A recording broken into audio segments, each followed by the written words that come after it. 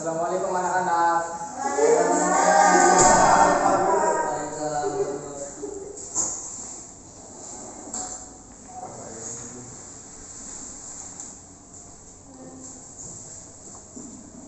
Bagaimana kabarnya kalian?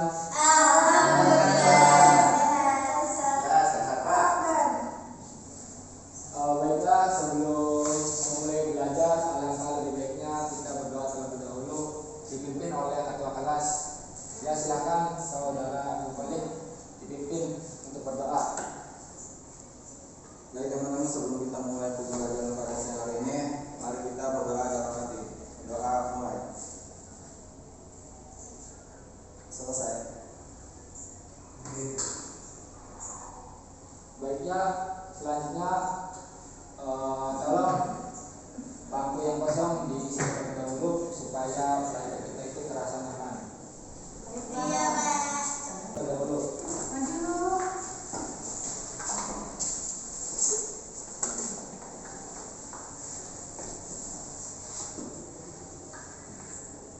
Baiklah, sekarang Bapak akan melakukan presentasi terlebih dahulu. Bila mana disebut namanya, tolong angkat tangan dan bilang hadir. Muhammad Aziz, hadir. Abdul Khalid, Hadir, Pak. Muhammad Rasul Muluk, Hadir, Pak. Sugianto, Hadir, Pak. Hadir, Pak. Tri Ratnasari, Mia Rasmiati, Hadir, Pak. Halimah Sa'diyah, Hadir. Budan Rofiah. Hadir, Pak. Baiklah, alhamdulillah hadir semua ya. Baiklah, sebelum kita berlanjut ke pembahasan, di sini Bapak akan menyampaikan tujuan yang akan kita capai pada pembelajaran hari ini. Yang pertama yaitu memahami perkembangan masyarakat Indonesia pada masa Hindu dan Buddha. Kemudian yang kedua yaitu dapat mendeskripsikan perkembangan masyarakat Indonesia pada masa Hindu dan Buddha. Baiklah, sebelum ke pembahasan ini, Bapak akan menanyakan kepada kalian apa materi di minggu lalu. Di sini ada yang ingat nggak materi di minggu lalu itu apa? Ya, silakan saudara Abdul Khalid, apa materi? Materi pada pertemuan kemarin itu kehidupan masyarakat Indonesia, kehidupan pada masa praksara. Oh, kehidupan pada masa praksara. Ya. Ya, betul ya. Materi kemarin itu adalah kehidupan masyarakat Indonesia pada masa praksara. Jadi masa praksara itu bisa disebut dengan masa prasejarah gitu. Dimana masa praksara itu berarti masa sebelum mengenal bentuk tulisan. Itu poin pentingnya dari pembahasan kemarin. Ya, saya ingin menanyakan kepada saudara Huluk terkait materi di minggu lalu. Apa zaman prasejarah itu? Iya, Pak. Jadi materi minggu lalu kan tentang zaman praksara. Ya. Masa praksara itu bisa juga disebut dengan zaman prasejarah. Adalah zaman di mana manusia purba belum mengenal tulisan. Karena setiap suku yang ada mengalami masa prasejarah yang memiliki masa periode yang berbeda-beda atau tidak bersamaan. Hilangnya masa prasejarah juga memiliki waktu yang berbeda-beda, Pak. Baik, jawaban yang disampaikan betul. Give a plus buat Huluk. Baiklah, pertanyaan kedua saya lontarkan kepada saudara Sugianto yang di belakang. Bapak ini bertanya tentang prasejarah tadi. Di situ ada 4 bagian dari masa prasejarah. Tolong sebutkan dari 4 tersebut. Ya, langsung saja.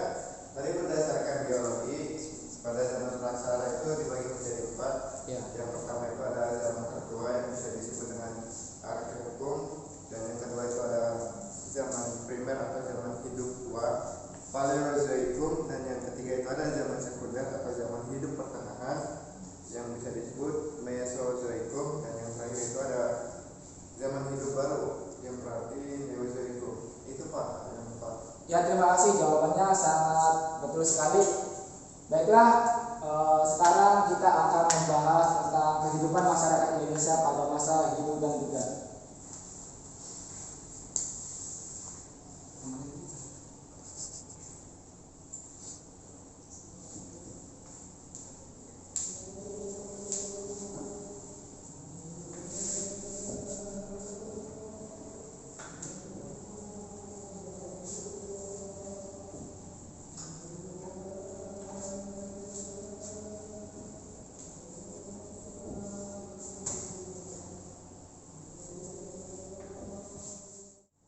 Baiklah, agama Hindu dan Buddha masuk Indonesia itu dikarenakan adanya perdagangan.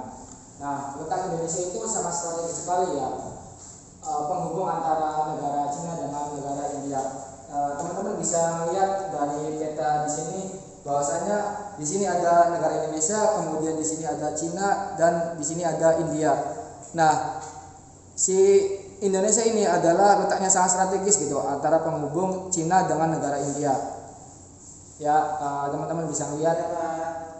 Ya, kemudian hal ini dikarenakan pada masa itu sistem pelayaran masih sederhana gitu, yakni menggunakan angin muson gitu. Nah, pada saat persinggahan tersebutlah gitu, terjadi interaksi antara kebudayaan asli Indonesia dengan kebudayaan yang dibawakan oleh India dan Cina.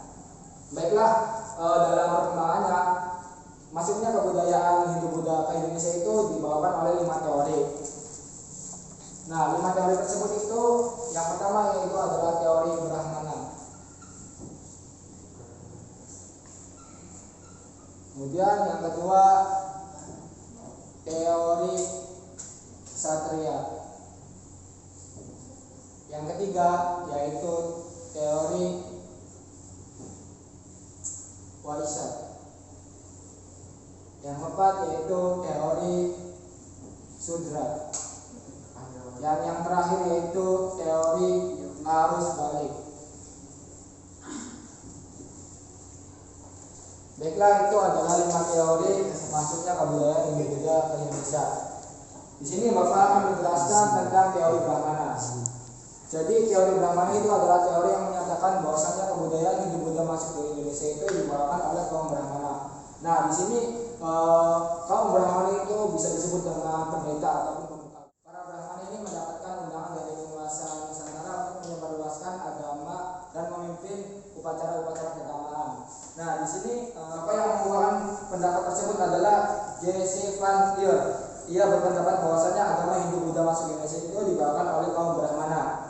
Nah, karena hanya kaum Brahmana yang berhak dan mengerti isi kitab suci Weda. Nah, pendapat ini juga berdasarkan pada pengamatan terhadap sisa-sisa peninggalan yang ada di Indonesia itu, seperti prasasti, terus bahasa Sanskerta dan lain sebagainya. Kemudian yang kedua yaitu adalah teori Ksatria. Teori ini menyatakan bahwasanya kebudayaan Hindu Buddha masuk ke Indonesia itu dibawakan oleh kaum Ksatria. Jadi kaum Ksatria itu adalah prajurit-prajurit yang ada di India. Nah, pada waktu dulu India itu terjadi peperangan dan banyak dari orang-orang mereka itu mengalami kekalahan dalam medan peperangan.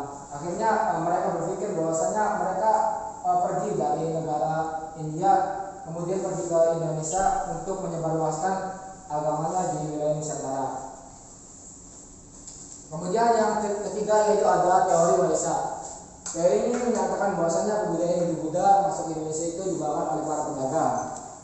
Nah, di sini ada tokoh yang mengungkapkan pendapat tersebut, yaitu N.J. Fromm. Menurut N.J. Fromm, proses terjadinya hubungan antara India dan Indonesia itu karena adanya hubungan perdagangan. Sehingga orang-orang India yang datang ke Indonesia itu sebagian besar adalah pedagang. Perdagangan yang terjadi pada saat itu menggunakan jalur laut dan teknologi perkapalan yang masih banyak tergantung pada angin musim. Jadi jelas sekali ya bahwasanya mayoritas orang India pergi ke wilayah Nusantara itu ia adalah seorang pedagang. Kemudian yang keempat yaitu adalah teori Sudra. Nah, teori ini menyatakan bahwasanya kebudayaan Hindu Buddha masuk ke Indonesia itu dibawakan oleh kaum Sudra. Nah, kaum Sudra itu adalah kaum terbawah dari negara India tersebut. Nah, di sini ada tokoh yang mengungkapkan pendapat tersebut ialah Von Van Faber. Nah, Von Van Faber ini menyatakan bahwasanya penyebaran agama Hindu Buddha dibawa oleh orang-orang India yang berkasta Sudra. Alasannya karena mereka dianggap sebagai budak ataupun orang-orang yang tidak penting di negaranya. Kemudian mereka berpikir ingin pergi ke wilayah Nusantara dan ingin mengubah tujuan hidupnya. Kemudian yang terakhir yaitu adalah teori arus balik.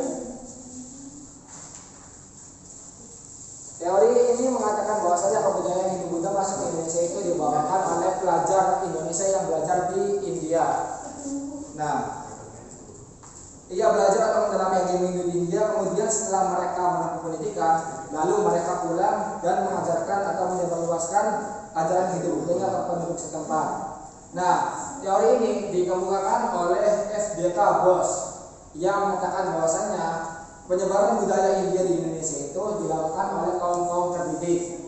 Akibat interaksi yang dengan para pedagang India, di Indonesia terbentuk masyarakat Hindu terdidik yang dikenal dengan Sangha. Mereka giat mempelajari bahasa Sanskerta, kitab suci, sastra, dan budaya tulis. Baiklah, itu 5 penjelasan mengenai teori yang ada pada papan tulis ini. Yang pertama yaitu teori Brahmana, sudah tadi dibawakan oleh kaum Brahmana. Teori Ksatria, teori Waisya, teori Sudra, dan yang terakhir yaitu teori arus balik. Baiklah, setelah kita sudah membahas 5 teori tadi, di sini Bapak akan membagikan kepada kalian 2 kelompok. Kelompok kanan yaitu kelompok pertama dan kelompok kiri yaitu kelompok kedua. Silahkan bergabung sama kelompok masing-masing.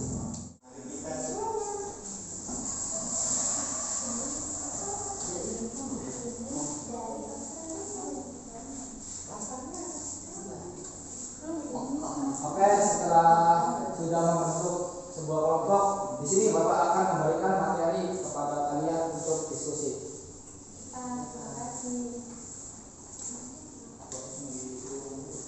Bapak akan memberikan waktu kepada kalian untuk berdiskusi terkait hal-hal yang ada pada materi yang sudah Bapak beri tadi.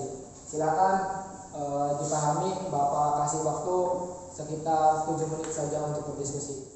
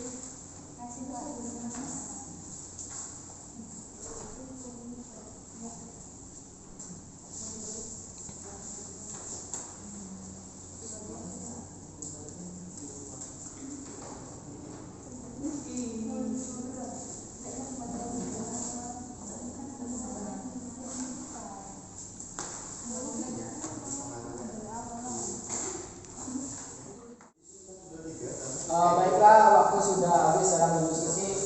Sekarang masing-masing dari kelompok 1 dan 2 untuk mempresentasikan hasil diskusi kalian. Diawali dari kelompok 1 tentang pengaruh kebudayaan Hindu-Buddha di Indonesia. Silakan kelompok 1. Iya, di situ dan berdiri. Baik, saya di sini akan mempresentasikan tentang pengaruh kebudayaan di India atau Hindu-Buddha di Indonesia. Yang pertama yaitu dalam bidang kepercayaan atau keagamaan. Dengan masuknya kebudayaan India, penduduk Nusantara secara berangsur-angsur memeluk agama Hindu dan Buddha. Diawali oleh lapisan elit para raja dan keluarganya. Agama Hindu-Buddha yang berkembang di Indonesia sudah mengalami perpaduan dengan kepercayaan animisme dan dinamisme, atau dengan kata lain mengalami sinkretisme. Sinkretisme adalah bagian dari proses akulturasi yang berarti perpaduan 2 kepercayaan yang berbeda menjadi satu. Terima kasih. Nah, terus yang kedua bahasa yang digunakan Indonesia itu awal mulanya ya dari bahasa Sanskerta, sampai sekarang bahasanya itu dipelihara. Yang ketiga ada organisasi sosial kemasyarakatan. Wujud akulturasi dalam bidang organisasi sosial kemasyarakatan dapat dilihat dalam organisasi politik, yaitu sistem pemerintahan yang berkembang di Indonesia setelah masuknya pengaruh India. Yang keempat ada bidang sosial. Dalam bidang sosial terjadi perubahan-perubahan dalam tata kehidupan sosial masyarakat. Yang kelima ada sistem pengetahuan. Jika kita masuk sekolah meninggal selama itu adalah salah satu warisan masa klasik, salah satu pelajaran terkenal dalam pendidikan agama budayanya dan memiliki asrama dan Sriwijaya. Yang keenam teknologi. Salah satu wujud akulturasi dan teknologi terlihat dalam seni bangunan candi. Ya, terima kasih kelompok 1. Tepuk tangan untuk kelompok 1. Baiklah, selanjutnya yaitu dari kelompok 2 tentang peninggalan Hindu Buddha yang ada di Indonesia. Silakan kelompok 1 untuk presentasi. Ini dulu ya. Ya. Peninggalan masa Hindu Buddha yaitu di negara Indonesia merupakan banyak peninggalan sejarah yang bercorak Hindu Buddha. Peninggalan sejarah itu merupakan kekayaan bangsa Indonesia yang harus dijaga karena merupakan bukti perkembangan kehidupan masyarakat di Nusantara. Peninggalan masa Hindu Buddha itu terdiri ada 4. Yang pertama itu ada bangunan candi, yang kedua kitab, yang ketiga itu prasasti, yang terakhir patung arca. Di sini ada bangunan candi yaitu merupakan bangunan-bangunan peninggalan yang merujuk pada sebuah bangunan tempat ibadah dari peninggalan pada masa lampau yang berasal dari peradaban Hindu dan Buddha. Dan yang kedua dan 3, 4 yang akan dibahas oleh teman saya yaitu Nida. Yang kedua ada kitab. Kitab merupakan hasil karangan berupa kisah, catatan atau laporan tentang suatu peristiwa atau kejadian. Yang ketiga ada prasasti. Prasasti merupakan tulisan pada batu yang memuat berbagai informasi tentang sejarah. Yang terakhir ada patung. Patung atau arca. Patung merupakan tiruan bentuk hewan, manusia maupun bentuk-bentuk lainnya. Terima kasih. Sudah, Pak. Ya, terima kasih untuk kelompok 2. Tepuk tangan untuk kelompok 2.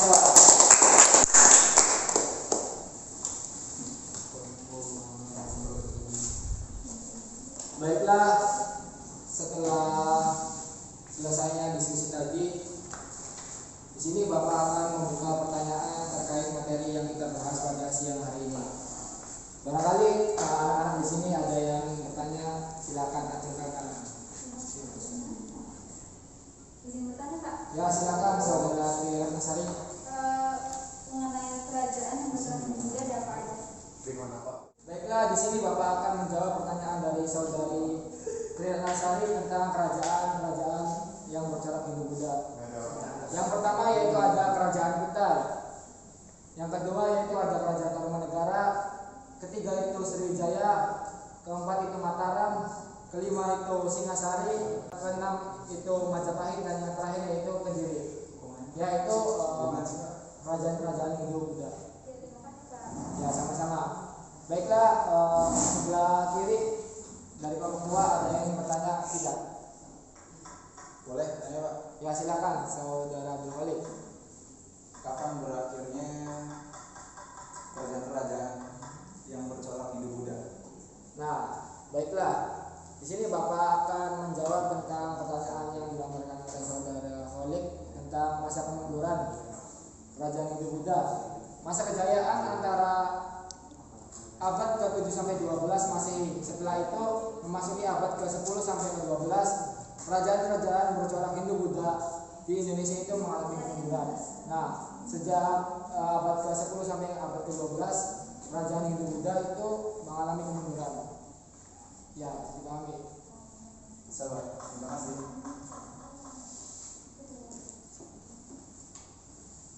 Ya, baiklah, pembelajaran pada siang hari ini sudah selesai. Di sini Bapak akan menunjuk kepada Saudari Chandra untuk menyimpulkan materi yang kita bahas tadi. Silakan. Jadi masuknya Hindu Buddha di Indonesia diawali dengan perdagangan, terus kemudian adanya peninggalan-peninggalan sejarah yang masih dipakai sampai sekarang seperti bahasanya, terus dan berakhirnya kerajaan Buddha di Indonesia pada sekitar tahun 12 Masehi. Sekian. Baiklah, di sini Bapak akan memberikan sedikit suntikan motivasi kepada kalian sebelum pulang ke rumah. Jadilah bermanfaat bagi diri sendiri maupun bermanfaat bagi orang lain. Siap, Pak. Kurang lebihnya mohon maaf. Kita tutup pembelajaran pada siang hari ini dengan bacaan hamdalah bersama